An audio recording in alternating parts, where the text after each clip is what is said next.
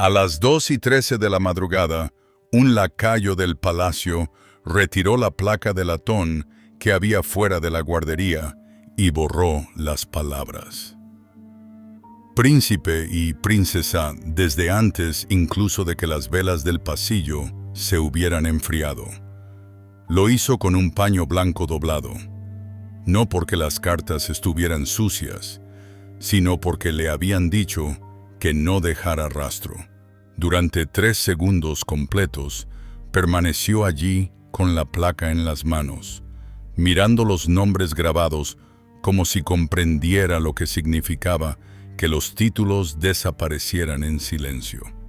Luego, colocó la placa vieja sobre una bandeja de terciopelo, aceptó la de reemplazo sin decir palabra y la fijó al panel de roble junto a la puerta de la habitación infantil. Al amanecer, los niños que se habían dormido como el príncipe Adrian y la princesa Elara de Arlenia se habían convertido, al menos en el papel, en Lord Adrian Vale y Lady Elara Vale. No se hizo ningún anuncio, nadie en el palacio alzó la voz. Pero a la hora del desayuno, todos los miembros mayores de la familia sabían que algo irreversible había comenzado. Esta es la historia de la casa de Valacourt, la familia gobernante de Arlenia, y de la silenciosa guerra administrativa que no comenzó en un tribunal ni en un periódico, sino en los pasillos privados de una monarquía que había sobrevivido convirtiendo los conflictos familiares en papeleo. En el centro de todo se encontraban 4 personas: el rey Alistair IV, un soberano que confiaba más en los registros que en las emociones; el príncipe heredero Lucian, su hijo mayor, que había sido educado para no sentir, sino para resistir; el príncipe Cailan, el hijo menor, encantador e inquieto a partes iguales; y Yacy Seraphine Vale, la esposa de Cailan, una mujer que llegó a la corte como una deslumbrante forastera y que poco a poco se convirtió en la única persona que el palacio no podía comprender ni predecir. Lo que estaba en juego era más importante que el rango. En Arlenia, los títulos no eran meramente decorativos, eran marcadores constitucionales. Determinaban la posición de una persona en el Estado, moldeaban la herencia, establecían su rol ceremonial y conllevaban presuposiciones legales que habían perdurado a través de guerras, reformas y escándalos familiares. Se podía sobrevivir a la deshonra pública. Se podía sobrevivir al exilio. Incluso se podía sobrevivir a la deshonra dentro de la familia. Pero una vez que los registros comenzaron a cambiar, el propio Estado entró en escena. El primer detalle inquietante fue la discreción con la que ocurrió. Los títulos de los niños no fueron retirados públicamente. No se emitió ninguna circular judicial. No se publicó ningún boletín legal. Simplemente, la redacción comenzó a cambiar en los documentos internos. En el plano de asientos de invierno para la fiesta de San Aurico, sus títulos principescos desaparecieron. En el libro de contabilidad de gastos de la guardería, sus iniciales fueron reescritas bajo una categoría heráldica diferente. En el registro familiar, utilizado para las procesiones de la capilla, la línea junto a sus nombres fue modificada de tinta carmesí a grafito, como si alguien quisiera que existiera la nueva clasificación sin admitirlo aún. El palacio no se había pronunciado, el palacio había editado, y dentro de las instituciones antiguas, Editar suele ser más peligroso que hablar, porque la palabra puede ser censurada. Una corrección escrita, con tinta, no. El segundo detalle intensificó la inquietud. 3 semanas antes se habían realizado los retratos oficiales de otoño en la Galería Este. Los niños posaban entre sus padres bajo el tapiz ancestral del primer acuerdo. Adrian con un vestido de terciopelo negro como la noche y Elara con uno de seda azul pálido. Ambos luciendo broches en miniatura con forma de estrella pertenecientes a la colección de la guardería de la corona. Las imágenes fueron procesadas, montadas y registradas para su publicación. Luego desaparecieron. Se le pagó al fotógrafo. Se hicieron las copias en blanco y negro. Se etiquetaron las fundas de archivo. Pero los retratos nunca se entregaron a la oficina de prensa. Nunca pasaron a formar parte de la colección pública y nunca se colgaron en la sala de retratos inferior junto con las demás fotografías familiares de temporada. Las fotografías nunca fueron publicadas.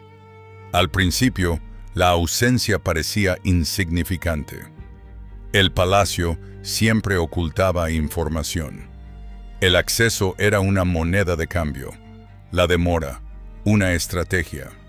Pero el personal detectó ciertos patrones mucho antes que el público, y estos patrones eran erróneos. Cuando los retratos desaparecían, generalmente significaba una de 3 cosas: una muerte, una escisión o una disputa sobre su clasificación. Esto no fue una muerte, aún no. El tercer detalle era aún más extraño, pues provenía del único lugar que el palacio se jactaba de estar al margen de la política: la capilla privada. En Arlenia, cada niño real era inscrito en el registro de la capilla tras la ceremonia de bendición invernal. Era a la vez un acto espiritual y un ritual de Estado, una de esas antiguas costumbres que la gente consideraba simbólicas hasta que el simbolismo adquirió relevancia legal. El clérigo oficiante firmaba. El testigo principal firmaba. El sello de la capilla se estampaba en el margen inferior. Luego, el nombre del niño se copiaba en el gran libro de la Casa Real, que vinculaba la identidad ceremonial con el registro dinástico. Cuando Lady Rosamund Hale, encargada de los registros domésticos, abrió el libro de registro en la página de Adrian y Elara, encontró ambos nombres escritos de forma clara y correcta. Debajo de ellos, las líneas de los testigos estaban en blanco, sin sello, sin certificación. No se adjunta ninguna certificación de que la entrada se haya completado correctamente. Las líneas habían quedado en espera, como si alguien hubiera llegado al punto crucial del ritual y luego se hubiera negado a terminar la frase. La mayoría de la gente jamás vio esa página. Solo un puñado de empleados tenía autoridad para manejar el registro, y desde jóvenes se les inculcó que el silencio preservaba el palacio mejor que el pánico. Pero el silencio solo funciona cuando quienes lo guardan aún creen que los hechos se aclararán con el tiempo. Esta vez no fue así, porque había una cosa más. En la contraportada del libro de la capilla había un pequeño papelito doblado procedente de la oficina del heraldo de la guardería. En él solo estaban escritas 6 palabras, con la letra precisa de Rosamund: estilos pendientes de certificación de linaje, usar lápiz. Esa frase no se explicaría hasta mucho más tarde. Por el momento, permanecía allí, como una astilla clavada bajo la piel de la familia, demasiado pequeña para detener la maquinaria del Estado, demasiado afilada para ignorarla. A cualquiera que entendiera el lenguaje cortesano, le indicaba que el palacio no se había topado con una demora administrativa. Había llegado a un punto de incertidumbre, y la duda, dentro de una monarquía, nunca permanece en el ámbito privado por mucho tiempo. Fuera del palacio, el príncipe Callan y Seraphine vivían a una distancia prudencial en Montreve House, su finca costera alejada de la capital, donde las paredes de cristal, las terrazas de cítricos y las modernas galas benéficas habían sustituido a las cenas de la corte y las escoltas a caballo. Habían construido una nueva vida con esmero y a un alto coste, basada en una paradoja. Rechazaban el antiguo sistema cuando éste exigía obediencia, pero aún conservaban suficiente prestigio como para mantener un gran atractivo comercial. Podían criticar a la corona y, al mismo tiempo, dejarse influir por su discurso. Sus hijos, en particular, eran fundamentales para esa imagen. Jóvenes, bellos, protegidos y envueltos en el misterio justo para despertar en el público el deseo de saber más. El rey Alistair entendía de imágenes. Simplemente confiaba más en el papel. Por eso, esa misma noche en que se cambió la placa de la guardería, se sacó de la sala del gabinete privado un pequeño maletín negro y se entregó personalmente en el despacho privado del príncipe heredero Lucian. Su contenido no se registró en el libro de registro general de la Casa Real. Su movimiento no quedó registrado en la cadena de recibos habitual. A la mañana siguiente, el rey solicitó el uso de la sala del Comité 3, una sala reservada para el asesoramiento constitucional, los documentos familiares confidenciales y las disputas que pudieran afectar la estructura de la corona. Nadie reservó esa habitación a la ligera. Para entonces, en la familia ya no creían que se tratara de una cuestión de imagen. Meses atrás, algo se había estancado. Una certificación, una firma, una categoría legal, un hecho que alguien necesitaba que constara por escrito y que otro se negaba a escribir. La placa borrada de la guardería no fue el comienzo de la historia. Fue la primera señal visible de que el palacio había dejado de fingir que la demora era temporal. Y cuanto más se profundizaba en la observación, más claro quedaba que las líneas en blanco del registro de la capilla eran solo la punta del iceberg.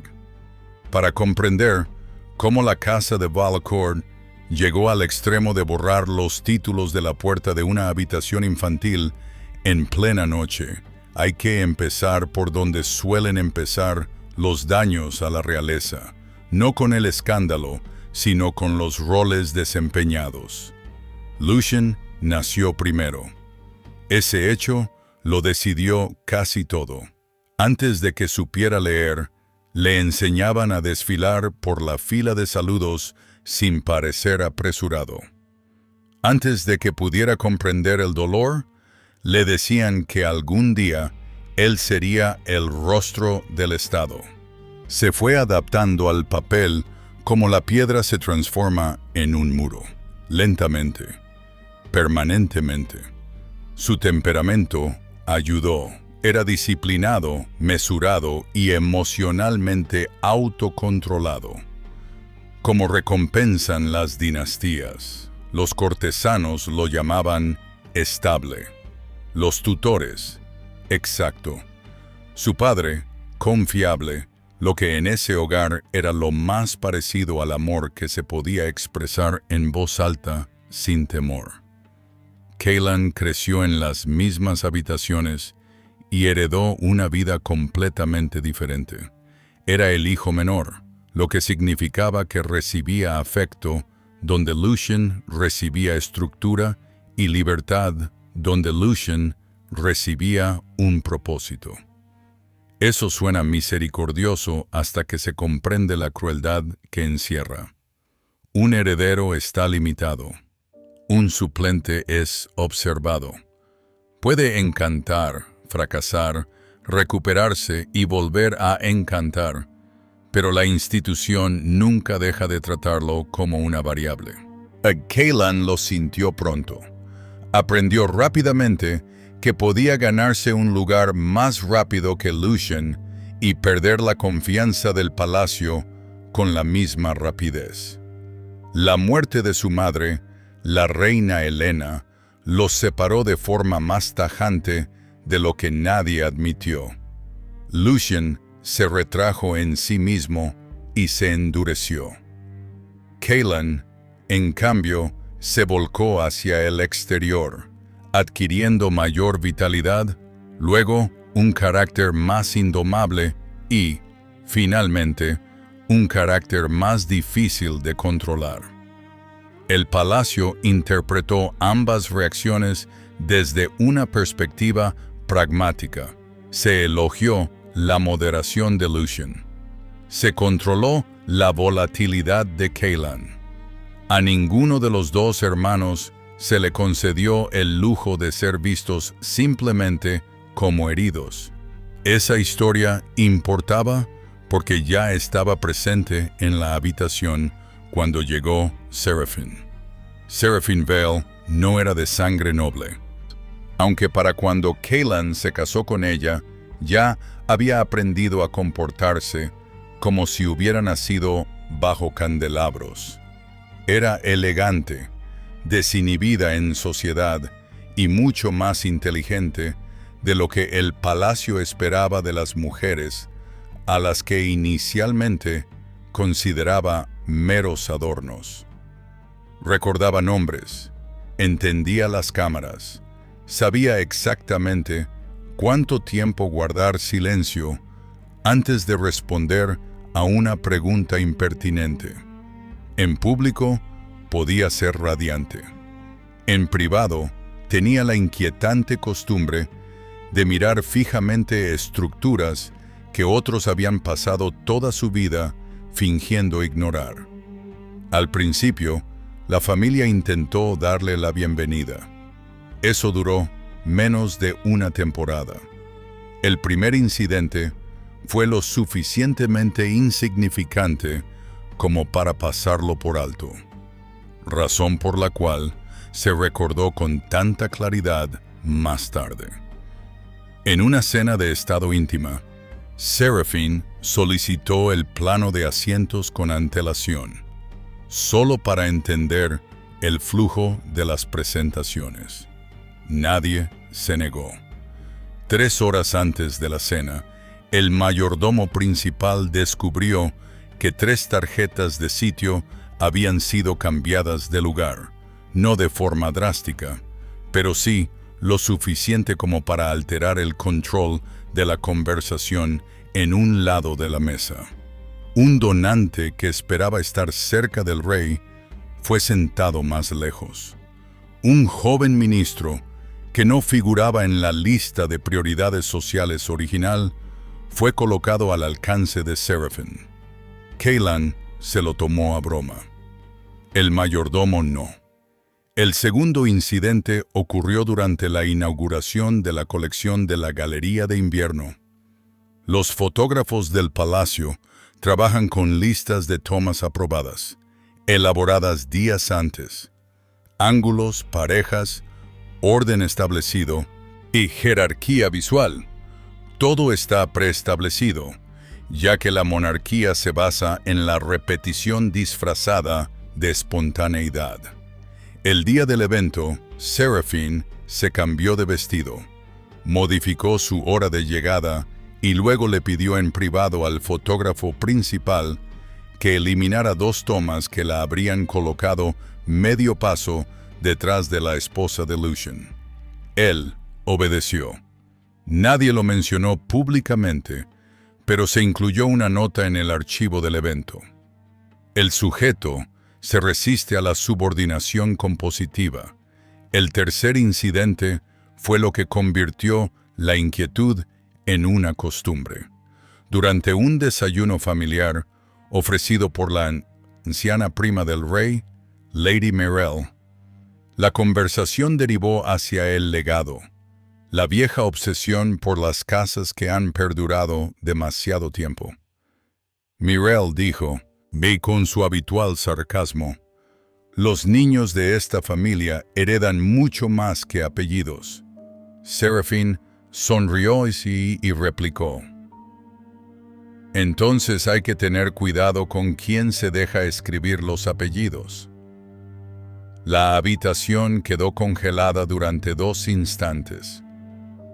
Lucian bajó la mirada hacia su café. El rey Alistair nunca olvidó esa frase. A partir de entonces, el palacio dejó de ver a Seraphine como una simple adaptación y comenzó a considerarla una persona inteligente. No se limitaba a reaccionar contra la institución. Estaba poniendo a prueba hasta dónde se podía doblegar su lógica antes de que alguien la llamara por su verdadero nombre. Desafío. El patrón se agudizó cuando Cailan y Seraphine comenzaron a modificar el acceso a la información. Se redujeron las oportunidades para la prensa. Se prohibieron las fotografías familiares informales. Las expectativas públicas habituales se reinterpretaron como invasiones. De nuevo, nada de esto resultaba sorprendente para los estándares de la fama actual. Pero la vida real no es la vida de una celebridad. Un príncipe puede detestar la visibilidad y aún así estar obligado a mantenerla. En la mentalidad del palacio, la privacidad solo es negociable una vez asegurada la legitimidad. Seraphine quería que se invirtiera el orden. Luego vinieron los nacimientos. Cuando nació Adrian, el comunicado oficial fue más breve de lo previsto. La nota médica que normalmente acompaña a los anuncios de nacimientos reales se redujo. Se instruyó a la oficina de prensa del palacio para que no exagerara los plazos. La ceremonia en la capilla familiar se retrasó.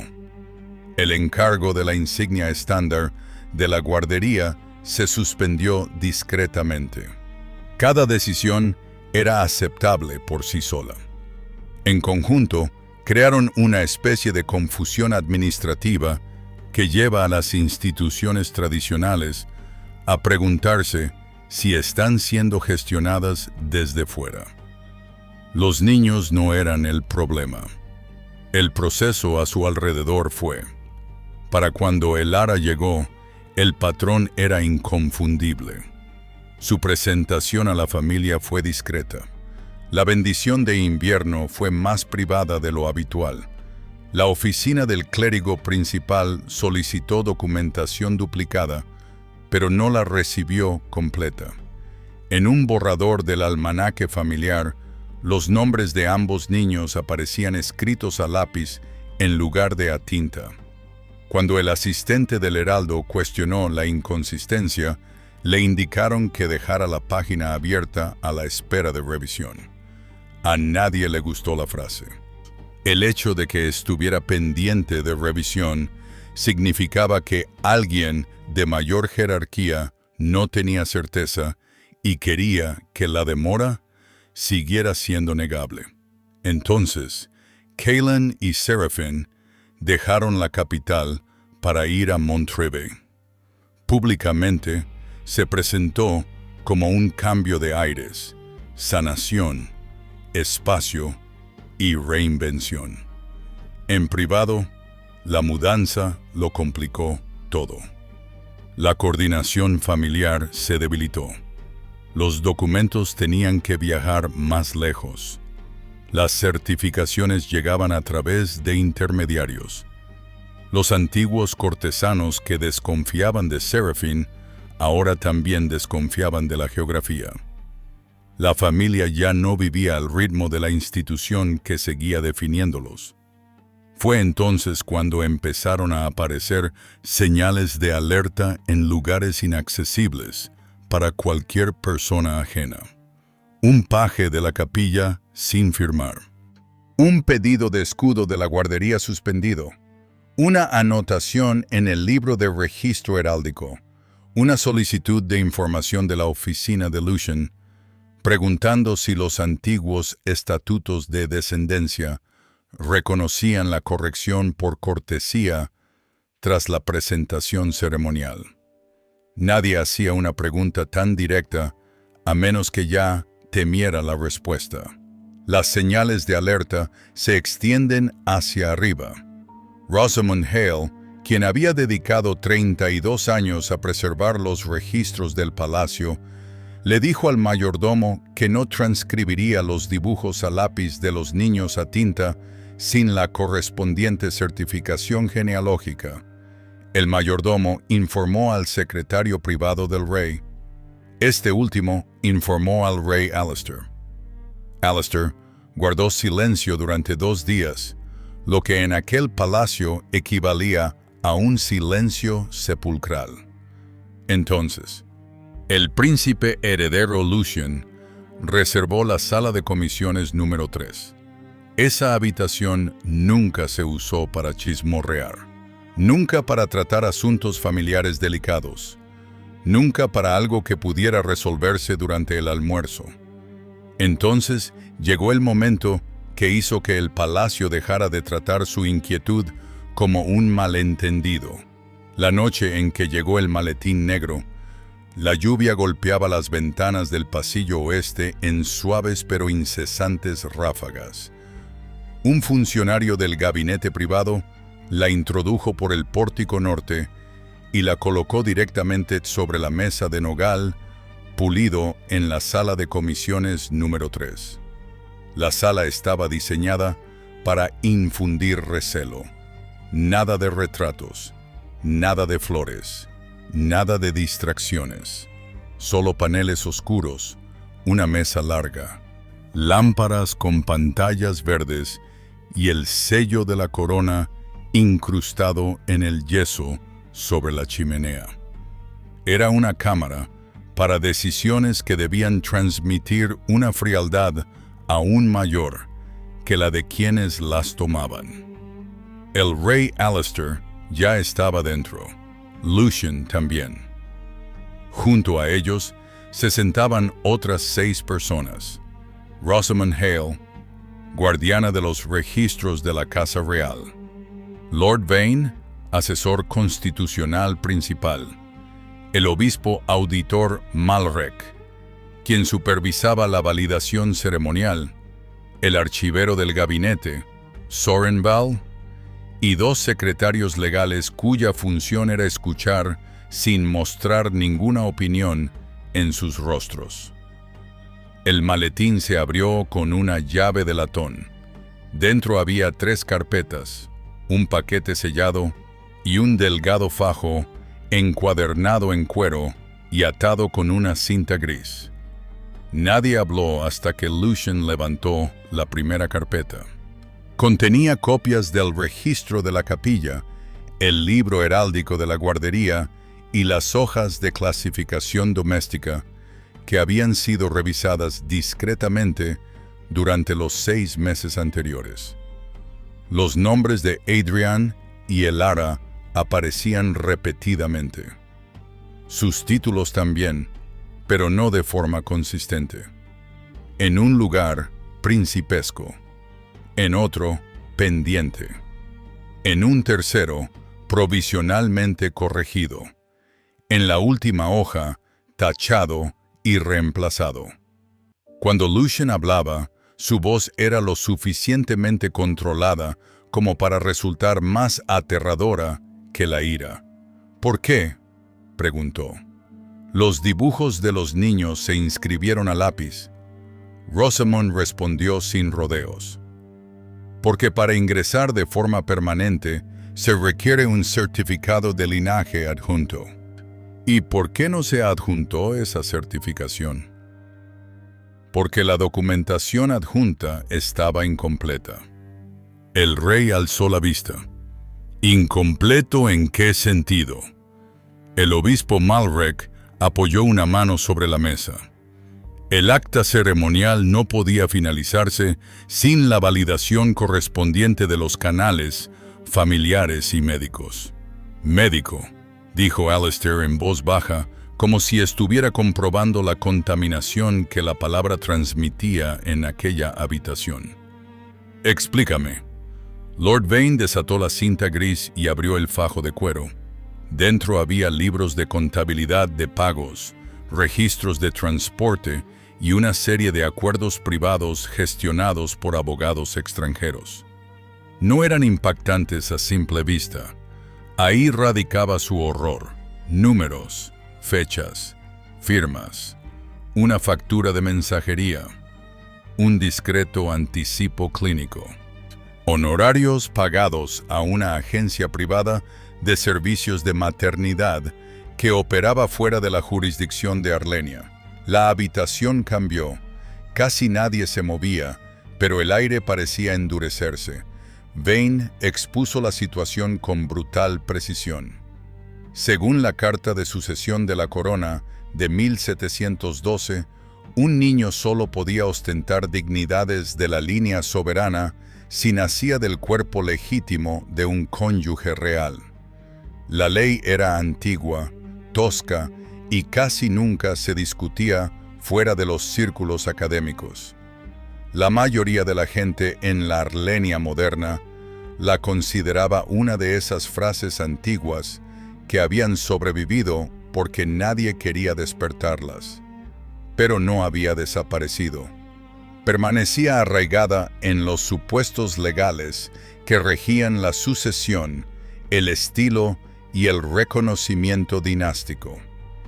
Si la documentación que tenían delante significaba lo que parecía significar, Adrian y Elara habían nacido mediante un acuerdo de gestación subrogada llevado a cabo en el extranjero bajo contratos privados deliberadamente aislados de la supervisión del palacio. Al principio, nadie pronunció la palabra. Entonces, Rosamond lo hizo. Gestación subrogada. Cayó de plano sobre la madera que había entre ellos. El rey Alistair cerró los ojos un instante, nada más. Al abrirlos, no miró los papeles, sino a Lucian. No era una petición, era la sucesión en acción. El futuro rey, leyendo la herida administrativa que el rey actual, demasiado involucrado personalmente, no se atrevía a nombrar. Lucian siguió adelante. Los libros de contabilidad de pagos eran solo una parte. El paquete sellado contenía correspondencia entre la oficina privada de Seraphine y un intermediario legal en Valdemar, donde la ley de confidencialidad era estricta y los mecanismos de aplicación aún más rigurosos. Había borradores de acuerdos de confidencialidad para el personal de la clínica. Se habían organizado los traslados en función de las apariciones públicas en Arlenia, con el fin de preservar la apariencia de un embarazo y una recuperación normales. Lo más perjudicial de todo era una carta de la oficina de la capilla del palacio solicitando la verificación final del nacimiento en el formulario aprobado y una respuesta de la oficina de Seraphine pidiendo flexibilidad ceremonial temporal mientras se resuelve la situación familiar. Esa solicitud había sido denegada discretamente. Nadie en la sala necesitaba que le tradujeran la frase. Seraphine había exigido las manifestaciones externas del reconocimiento dinástico antes de presentar la documentación que la ley requería.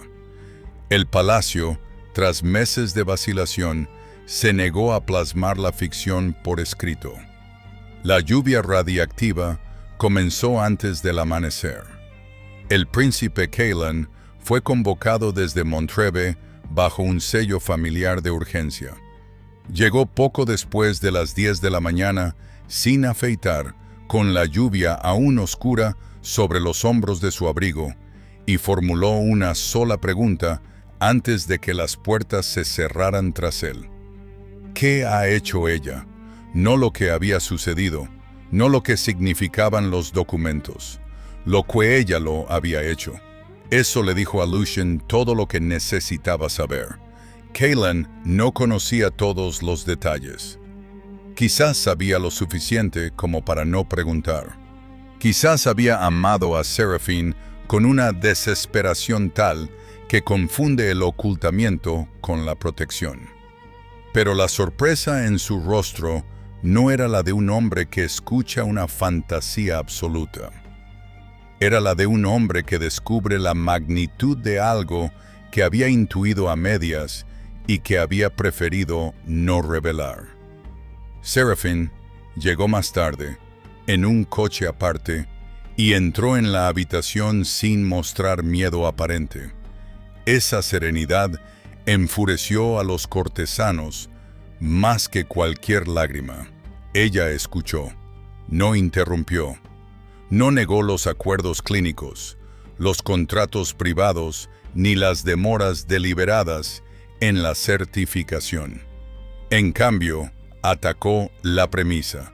Los niños eran suyos, dijo, amados, deseados, criados, reclamados. El Estado no tenía derecho moral a reducir la paternidad a la mera gestación. Si la ley era cruel, entonces la ley era el escándalo. Nadie en esa sala se opuso a la crueldad. Eso no cambió nada. Lucien le respondió con el único lenguaje que sabía que el palacio podía soportar: el procedimiento. Ya no se trataba de afecto, dijo. Se trataba de si la corona podía mantener una línea de dignidades utilizando certificaciones que no poseía y supuestos legales que no podía afirmar con veracidad. Si registraban a los niños permanentemente como príncipe y princesa a sabiendas de que no se había cumplido el requisito legal, el propio palacio estaría falsificando el registro dinástico. Seraphine rió una vez, en voz baja. Así que esto tiene que ver con el papel. No, dijo Lucien. Se trata de en qué se convertirá el papel dentro de 300 años. Callan no dijo casi nada después de eso. La decisión inmediata fue drástica y devastadora. Hasta que concluyera la revisión completa, se suspendería todo uso interno de estilos principescos. Se retendría la publicación de los retratos de otoño. La certificación de la capilla quedaría incompleta. La placa de la guardería ya había sido modificada. Se emprenderían acciones legales más contundentes si los registros privados no se ajustaban a la ley. Pero incluso entonces, la verdad completa aún no había salido a la luz.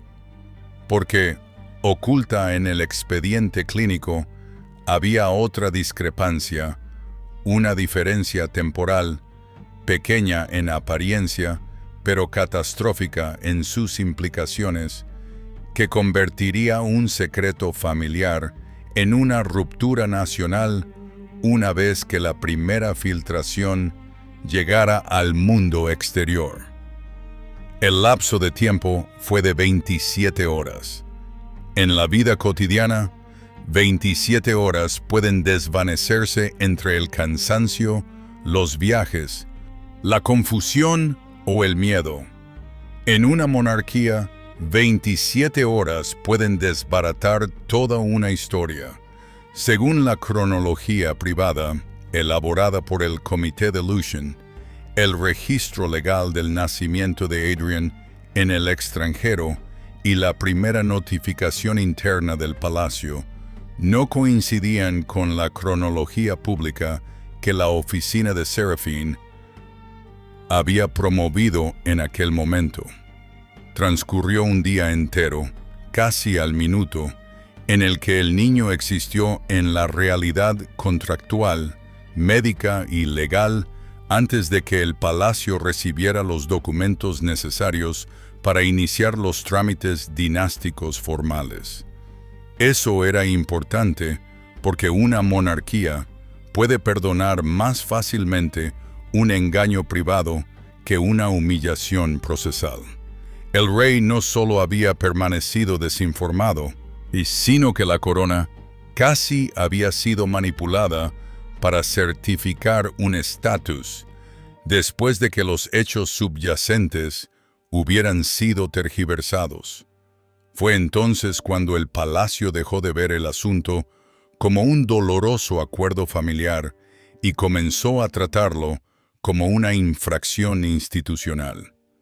Una vez que el comité amplió su revisión, todo lo que parecía una rareza dispersa cobró sentido. Las firmas faltantes en el registro de la capilla no fueron casualidad.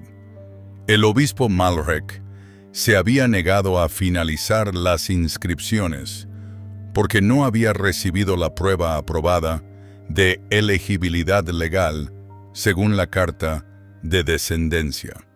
La anotación a lápiz en el libro heráldico de la guardería provenía de la instrucción de Rosamund de evitar la clasificación permanente hasta que se adjuntara la certificación de linaje. Los retratos de otoño retenidos se habían detenido porque los archiveros del palacio no emitirían imágenes oficiales que mostraran una jerarquía visual principesca mientras el estatus legal de los niños permaneciera sin resolver. Las contradicciones anteriores no fueron casuales. Eran las cicatrices visibles de personas dentro de la institución que intentaron, durante meses, no introducir una mentira en la memoria del Estado.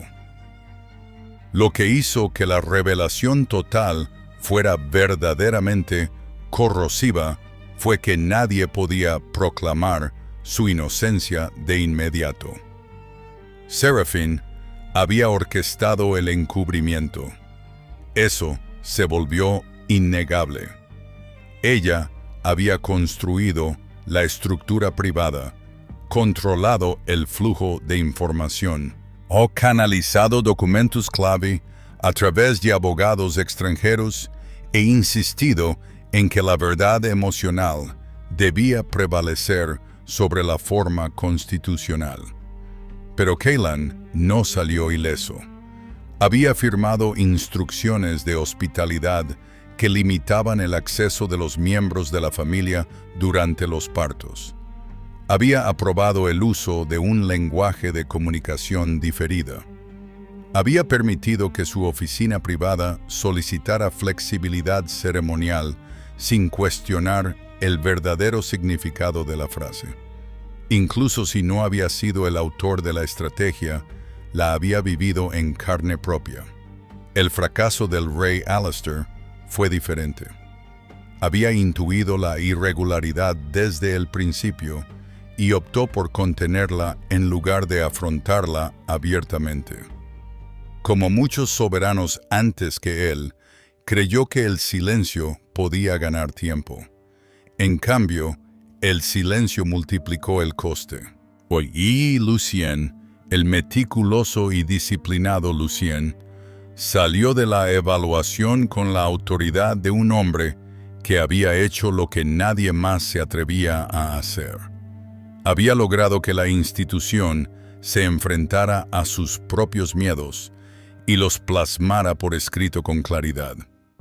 Las conclusiones legales se redactaron en un lenguaje tan frío que casi disimulaba la violencia de su significado. Adrian y Elara seguirían siendo miembros reconocidos de la familia real. Serían reconocidos socialmente dentro de la Casa Real. Conservarían la manutención económica mediante estructuras fiduciarias revisadas. Pero, según la Carta de Sucesión de la Corona y las leyes de dignidades relacionadas, no podrían ser incorporados a la línea soberana como príncipe y princesa, y ni mantener permanentemente un lugar en el registro de sucesión restringido, reservado a los descendientes elegibles de la familia real. En otras palabras, esos títulos nunca habían existido válidamente. La reacción pública, una vez que se filtró la primera información de forma controlada, fue inmediata y violenta. La mitad del país consideró al palacio como bárbaro, aferrado a una doctrina biológica anticuada en una época que ya no medía la familia de esa manera. La otra mitad vio que el palacio finalmente se enfrentaba a una manipulación que jamás debió haber permitido cerca del registro dinástico. Los comentaristas clamaron sobre crueldad, fraude, patriarcado, tradición, secretismo, maternidad, clases sociales y la ética del sufrimiento privado bajo la ley pública. Ambas partes tenían suficientes pruebas para sentirse en lo cierto. Ninguna de las partes tuvo la humildad suficiente para comprender la situación en su totalidad. Los defensores de Serafín afirmaban que el palacio castigaba a los niños por sus métodos de nacimiento. Sus críticos sostenían que había intentado forzar a una institución a validar una ficción constitucional. Kaelan se convirtió en una figura que despertaba una inusual compasión pública, aunque incluso la compasión conllevaba desprecio. Se le describía como atrapado, débil, cegado por el amor, moralmente confundido o fatalmente irresponsable. Algunos tildaban a Lucien de despiadado, otros de indispensable. El rey Alistair parecía repentinamente mayor en cada aparición pública posterior, como si la realidad administrativa lo hubiera envejecido más rápido que el propio dolor. Luego vino la corrección formal. No se hizo ninguna declaración dramática. Ese nunca fue el estilo del palacio. En cambio, se produjeron 3 cambios discretos a lo largo de 10 días. Se modificó el calendario de sucesión restringido. La clasificación de los hijos en la Casa Real se regularizó bajo el rango de cortesía nobiliaria. Y el archivo del palacio pasó a formar parte de la colección de retratos de otoño, que se guarda en un depósito familiar sellado en lugar de en la colección dinástica pública. Las imágenes no se mostrarán. Las consecuencias trascendieron los títulos. La marca Montreve, que Kaelan y Serafín habían construido en torno a la elegancia, la exclusividad y el misticismo real, comenzó a resquebrajarse casi de inmediato. Los socios retrasaron los lanzamientos. Los patrocinios se detuvieron. Las invitaciones se suavizaron. Y la imagen pública de la pareja dependía de un glamour sin resolver.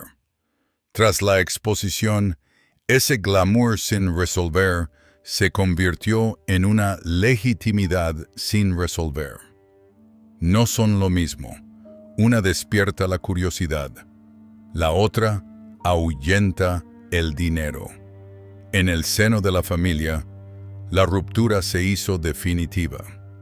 Cailan se instaló durante un tiempo en la antigua casa del puerto, en el extremo occidental de la finca real, el lugar reservado para los hombres de la realeza que necesitaban privacidad sin ser exiliados oficialmente. Seraphine permaneció en Montreuil y luego en una casa en Valmer, rodeada de abogados, asesores de imagen y una versión más reducida y fría de la corte a la que una vez había querido superar. No estaban formalmente separados. Ya no aparecían juntos, salvo en casos de absoluta necesidad. Lucien heredó algo más que una ventaja de aquella dura experiencia. Heredó la mancha que supone tener razón de la forma más implacable posible. Un futuro rey que protege el sistema es admirado en teoría. En la práctica, en el momento en que antepone el sistema a la sangre, algo esencial en el imaginario colectivo se congela a su alrededor. Y Adrian y Elara, demasiado jóvenes para comprender nada de aquello, se convirtieron en el centro silencioso de un desastre constitucional redactado en lenguaje adulto sobre la base de la infancia. Al final, lo que había comenzado como una línea en blanco en el libro de registro de la capilla se había convertido en un debate nacional sobre si una monarquía podía modernizarse sin dejar de ser ella misma. La respuesta, cuando llegó, fue más dura de lo que nadie esperaba. Podría modernizar su imagen. No modernizaría su memoria. Esta historia no dejó tras de sí un título despojado ni un matrimonio arruinado. Dejó una imagen más clara de lo que realmente es la monarquía una vez que se despoja de su fachada. Una casa real se presenta como sinónimo de continuidad, servicio, simbolismo y sentimiento nacional. Todo eso es cierto, en parte, pero bajo esas palabras más suaves subyace un mecanismo antiguo basado en categorías: legítimo, inelegible, superior, inferior, corona, casa real, linaje, registro, sello, firma.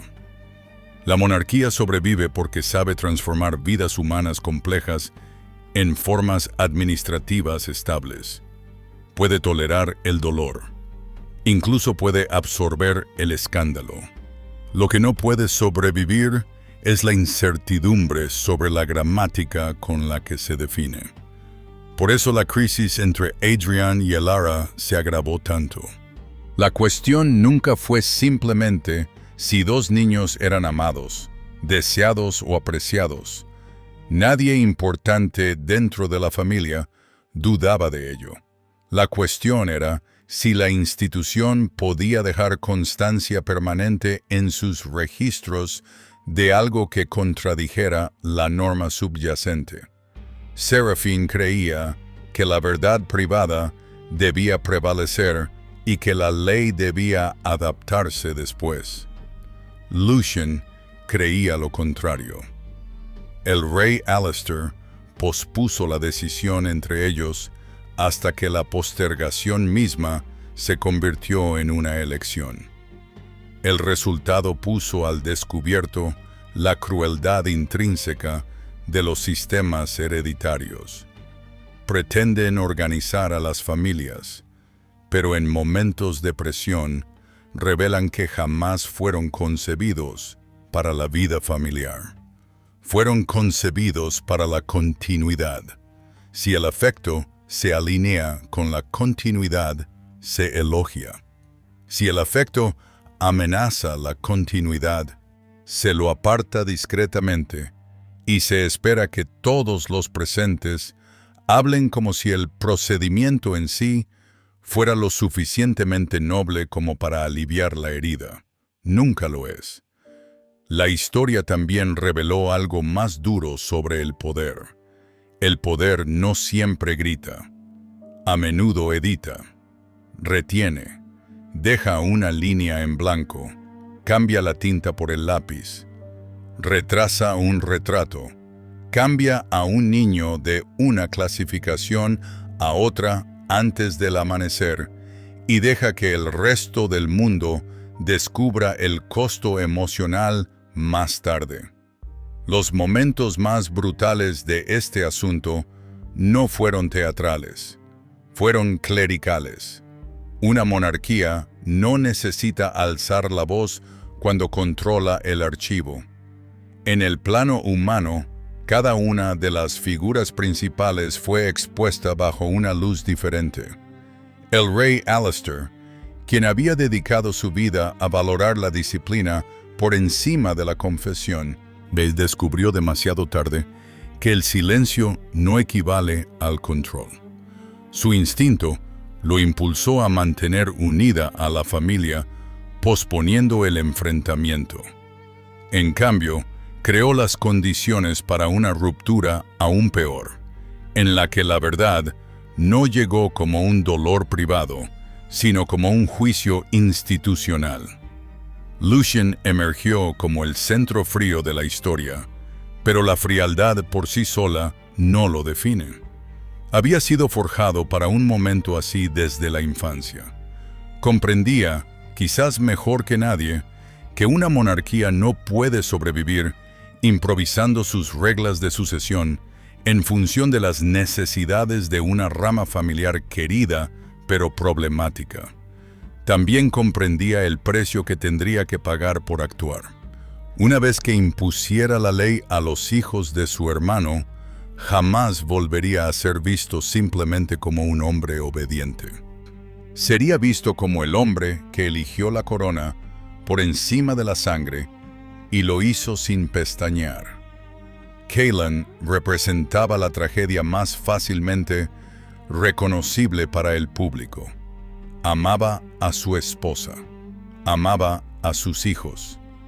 También amaba, de una manera frágil e inestable, a la familia cuya estructura lo había fortalecido y herido a la vez. Buscaba un compromiso imposible: conservar la esencia emocional de su vida sin someterse por completo a la verdad institucional subyacente. Hombres como Cailan suelen pasar años creyendo que el encanto puede retrasar las consecuencias. Un día, se encuentran en una situación donde el encanto resulta completamente inútil. Seraphine no era ni el monstruo que sus enemigos querían, ni la mártir que sus admiradores habían inventado. Era una mujer que comprendía la imagen mejor que quienes habían nacido en ella y confundió esa comprensión con el control del sistema. Vio que el palacio se sustentaba en la narrativa, el secretismo y la visibilidad selectiva, y creyó poder vencerlo con sus propias armas. Durante un tiempo, lo logró, pero no comprendió la diferencia fundamental entre imagen y archivo. La imagen se puede negociar. El archivo, una vez cuestionado, se endurece. Los niños siguieron siendo la verdad más simple en todo el asunto. No habían hecho nada más que nacer en medio de una batalla más antigua que ellos mismos. Hay un último detalle que perdura más que cualquier otro documento público.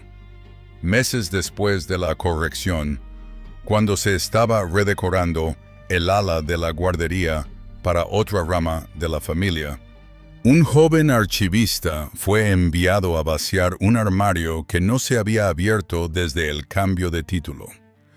Dentro, envuelto en sábanas de guardería descoloridas, encontró la placa de latón original, las palabras Príncipe Adriano y Princesa Elara. Aún eran visibles si la luz incidía sobre el metal en el ángulo adecuado. El paño de pulir había quitado el brillo a las letras, pero no su forma. Quienquiera que lo hubiera guardado no había tenido el valor de fundirlo. Lo dejaron allí. No está en exhibición. No fue destruido. No fue restaurado. Simplemente lo conservé. Puede que esa haya sido la cosa más honesta que haya hecho jamás el palacio, porque en eso se convirtió todo el asunto al final, no en una victoria limpia para la tradición, ni en una completa reivindicación del amor, ni en una simple historia de villano y víctima, sino en un objeto demasiado doloroso para exhibir y demasiado significativo para desechar. La corona protegió sus reglas. La familia perdió algo que ningún comunicado podía describir. Los niños crecieron con nombres que alguna vez fueron más importantes. Y en algún lugar, en un oscuro armario, la primera versión de su historia permaneció intacta en bronce, sin esperar a nadie, desvaneciéndose muy lentamente en la oscuridad. Eso es lo que el poder suele dejar tras de sí cuando triunfa. No paz, no certeza, solo un historial más limpio y un silencio más pesado.